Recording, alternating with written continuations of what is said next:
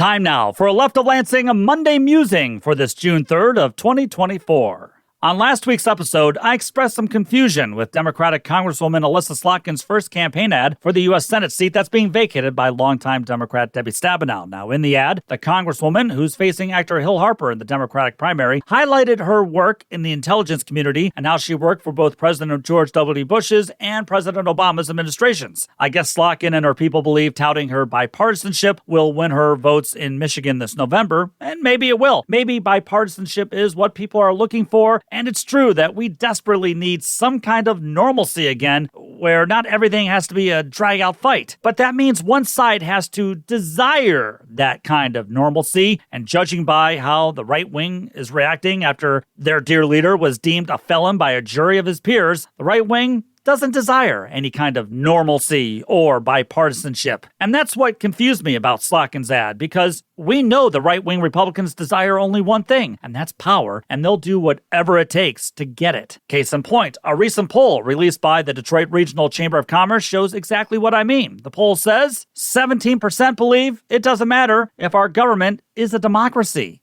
That's nearly 20%. But even more disturbing is that 34% of respondents said that the use of violence or even the threat of violence is needed in a democracy. And when you break down who are those 34% saying violence is justified, or at least the threat is justified, 44% identify as strong Republicans, while 56% of those describing themselves as leaning Republican agreed that violence is sometimes necessary.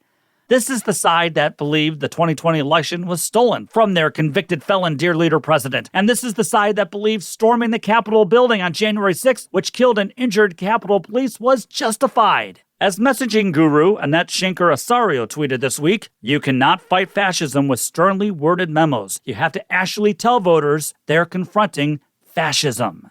Democrats, you can't repeatedly warn voters of the dangers that dear leader and his Republican Party present to our democracy, but then run ads longing for bipartisanship, saying that you would like to work with them.